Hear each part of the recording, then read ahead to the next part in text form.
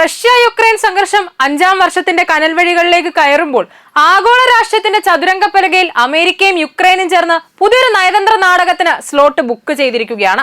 തുർക്കിയിലെ അങ്കാറയിൽ വെച്ച് നടന്ന നാറ്റോ ഉച്ചകോടിക്കിടെ റഷ്യയുടെ മാരകമായ മിസൈൽ ഡ്രോൺ ആക്രമണങ്ങൾക്ക് മുന്നിൽ വിറങ്ങലിച്ചു നിൽക്കുന്ന യുക്രൈന് തങ്ങളുടെ സ്വന്തം മണ്ണിൽ വെച്ച് അമേരിക്കൻ സാങ്കേതിക വിദ്യയായ പാട്രിയറ്റ് ഇന്റർസെപ്റ്റർ മിസൈലുകൾ നിർമ്മിക്കാനുള്ള പ്രൊഡക്ഷൻ ലൈസൻസ് നൽകാമെന്ന് അമേരിക്കൻ പ്രസിഡന്റ് ഡൊണാൾഡ് ട്രംപ് പ്രഖ്യാപിച്ചതോടെ ലോകം ഒന്നടങ്കം ഞെട്ടി.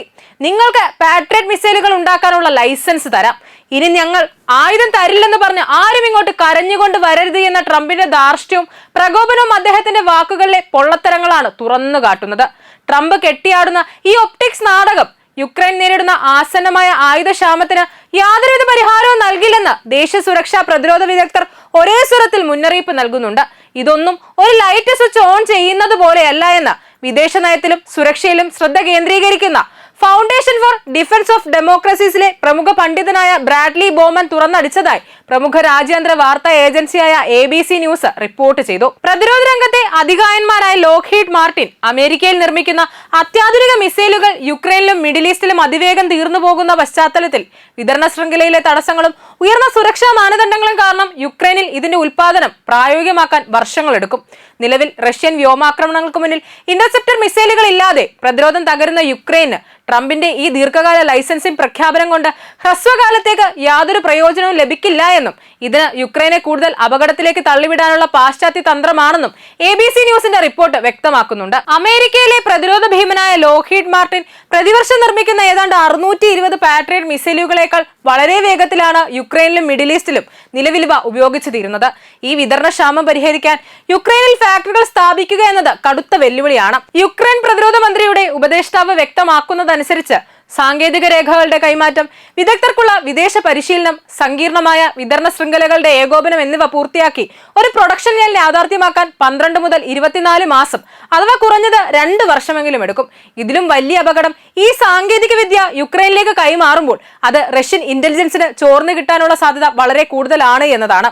ഇത് അമേരിക്കയുടെ സ്വന്തം സൈനിക സുരക്ഷയെ പോലും ബാധിച്ചേക്കാം. അതിലുപരിയായി യുക്രൈൻ എവിടെയെങ്കിലും ഈ മിസൈൽ ഫാക്ടറി നിർമ്മിക്കാൻ ആരംഭിച്ചാൽ അതിനെ കണ്ടെത്തി തകർക്കുക എന്നതായിരിക്കും റഷ്യൻ സൈന്യത്തിന്റെ പ്രഥമ പരിഗണന. തങ്ങൾ നിർമ്മിക്കാൻ പോകുന്ന ഫാക്ടറിയെ സംരക്ഷിക്കാൻ വേണ്ടി യുക്രൈന് കൂടുതൽ മിസൈലുകൾ ഉപയോഗിക്കേണ്ടി വരുന്ന വിരോധാഭാസത്തിലേക്കാണ് ഈ പദ്ധതി ചെന്നെത്തുക. അമേരിക്കൻ ഭരണകൂടം യുക്രൈന് ലൈസൻസ് നൽകുന്നതിലൂടെ തങ്ങളുടെ അടിയന്തര മിസൈൽ വിതരണ ബാധ്യതകളിൽ നിന്ന് തലയൂരാനാണ് ശ്രമിക്കുന്നത്. ഞങ്ങളുടെ കൈവശം അധികം പാട്രിയറ്റ് മിസൈലുകളില്ല, അത് ഞങ്ങളുടെ സുരക്ഷയ്ക്കും ആവശ്യമാണ് എന്ന ട്രംപിന്റെ പ്രസ്താവന ഇതിന്റെ സൂചന തന്നെയാണ്. റഷ്യയുടെ അതിർത്തികളിൽ പാശ്ചാത്യ സൈനിക സഖ്യമായ നാറ്റോ നടത്തുന്ന അനാവശ്യ ഇടപെടലുകൾക്കെതിരെ ശക്തമായ നിലപാടിലേക്കാണ് റഷ്യൻ പ്രസിഡന്റ് വ്ളാഡിമിർ പുടിൻ എത്തിയിരിക്കുന്നത്. സ്വന്തം വ്യോമാതിർത്തി പ്രതിരോധിക്കാൻ റഷ്യ ബുദ്ധിമുട്ടുകയാണെന്നും അതിനാൽ ചർച്ചകൾക്ക് വഴി തുറക്കുമെന്നുമുള്ള അമേരിക്കൻ സ്റ്റേറ്റ് സെക്രട്ടറി മാർക്കോ റൂബിയോയുടെ പ്രസ്താവനകളെ ക്രെംലിൻ വക്താവ് ദിമിത്രി പെസ്കോവ് പാടെ തള്ളിക്കളയുന്നുണ്ട്. പാശ്ചാത്യ ശക്തികൾ നടത്തുന്ന സൈനിക സമ്മർദ്ദങ്ങൾ സമാധാനത്തിന് വഴിയൊരുക്കുമെന്നത് വൈറ്റ് ഹൌസിന്റെ തെറ്റായ ധാരണ മാത്രമാണെന്ന് ക്രെംലിൻ വ്യക്തമാക്കി. യുക്രൈനിലെ റഷ്യയുടെ പ്രത്യേക സൈനിക നടപടി ലക്ഷ്യം കാണുന്നത് വരെ തുടരുമെന്നും പാശ്ചാത്യ മിസൈലുകളെ പ്രതിരോധിക്കാൻ കൂടുതൽ വലിയൊരു സുരക്ഷിത ബഫർ സോൺ അതിർത്തികളിൽ റഷ്യ സ്ഥാപിക്കുമെന്നും പെസ്കോവ് മുന്നറിയിപ്പ് നൽകി. നിലവിലെ യുദ്ധമുഖങ്ങളിൽ വിട്ടുവീഴ്ചയ്ക്ക് തയ്യാറാകാൻ പുടിൻ വിസമ്മതിക്കുകയാണ്. കരിങ്കടലിലും അസോവ് കടലിലും റഷ്യയുടെ എണ്ണ സംഭരണശാലകളെയും ഇന്ധന ടാങ്കറുകളെയും ലക്ഷ്യമിട്ട് യുക്രൈൻ ഡ്രോൺ ആക്രമണങ്ങൾ ശക്തമാക്കിയിട്ടുണ്ട്. കഴിഞ്ഞ ദിവസങ്ങളിൽ റഷ്യയുടെ നിരവധി ഇന്ധന കപ്പലുകൾക്ക് നേരെ ആക്രമണം ഉണ്ടായതായും റോസ്തോവ് മേഖലയിലെ ഇന്ധന ഡിപ്പോകളിലും ഇൽസ്കി എണ്ണ ശുദ്ധീകരണശാലയിലും തീപിടുത്തം ഉണ്ടായതായും റിപ്പോർട്ടുകളുണ്ട്.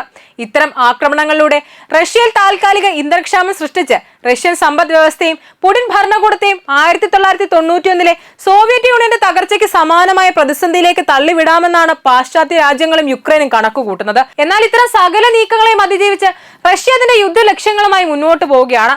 കിഴക്കൻ ഡോൺബാസ് മേഖലയുടെ പൂർണ്ണമായ നിയന്ത്രണം പിടിച്ചെടുക്കുക എന്ന ലക്ഷ്യത്തിൽ നിന്ന് പുടിൻ ഒരടി പോലും പിന്നോട്ടില്ലെന്ന് ക്രെംലിൻ വൃത്തങ്ങൾ സ്ഥിരീകരിക്കുന്നുണ്ട്. പാശ്ചാത്യ ഉപരോധങ്ങളും ആയുധ വിതരണങ്ങളും റഷ്യയുടെ ആഭ്യന്തര വീര്യത്തെ തകർക്കാൻ പര്യാപ്തമല്ലെന്ന് വ്യക്തമാക്കുന്നതാണ് യുദ്ധക്കളത്തിൽ നിന്നുള്ള പുതിയ യാഥാർത്ഥ്യങ്ങൾ. ചുരുക്കത്തിൽ ഉപരോധങ്ങൾ കൊണ്ടും ഡ്രോൺ ആക്രമണങ്ങൾ കൊണ്ടും റഷ്യയെ മുട്ടുകുത്തിക്കാമെന്ന പാശ്ചാത്യ ലോകത്തിന്റെ കണക്ക് കൂട്ടലുകൾക്ക് കരിങ്കടലിലെ ആഴക്കടലോളം പഴക്കമുണ്ട് എന്നതാണ് യാഥാർത്ഥ്യം. റഷ്യയുടെ ആഭ്യന്തര യുദ്ധവീര്യത്തെയോ പുടിന്റെ രാഷ്ട്രീയ നിലപാടുകളെയോ തരുമ്പ് ലക്ഷ്യം തെറ്റിക്കാൻ ഈ നീക്കങ്ങൾക്കൊന്നും സാധിച്ചിട്ടില്ല എന്ന് മാത്രമല്ല, കിഴക്കൻ ഡോൺബാസിന്റെ മണ്ണിൽ റഷ്യൻ കരുത്ത് കൂടുതൽ ആഴ്ന്നിറങ്ങുകയുമാണ്. ഡൊണാൾഡ് ട്രംപ് അങ്കാറയിൽ വെച്ച് പ്രഖ്യാപിച്ച പാട്രിയറ്റ് മിസൈലിന്റെ ലൈസൻസ് നാടകം സ്വന്തം ബാധ്യതകളിൽ നിന്ന് തലയൂരാനുള്ള അമേരിക്കയുടെ ഒരു തന്ത്രപരമായ അടവ് മാത്രമാണ്.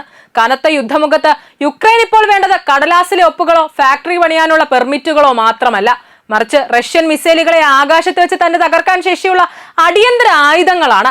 ആ യാഥാർത്ഥ്യം മറച്ചുവെച്ചുകൊണ്ട് ട്രംപ് നടത്തുന്ന ഈ പൊള്ളയായ പ്രഖ്യാപനങ്ങൾ യുക്രൈനെ കൂടുതൽ വലിയൊരു കെണിയിലേക്കാണ് എത്തിക്കുന്നത്. പാശ്ചാത്യ ശക്തികളുടെ നയതന്ത്ര നാടകങ്ങൾ ഒരു വശത്ത് തകൃതിയായി നടക്കുമ്പോഴും യുദ്ധക്കളത്തിലെ യഥാർത്ഥ വിജയങ്ങൾ തങ്ങളുടെ വരുതിയിലാക്കി റഷ്യ അതിന്റെ അജയ്യമായ മുന്നേറ്റം തുടരുക തന്നെ ചെയ്യുമെന്നാണ് ഈ 5ാം വർഷത്തിലും യുദ്ധഭൂമിയിൽ നിന്ന് പുറത്തുവരുന്ന ഏറ്റവും പുതിയ റിപ്പോർട്ടുകൾ വ്യക്തമാക്കുന്നത്.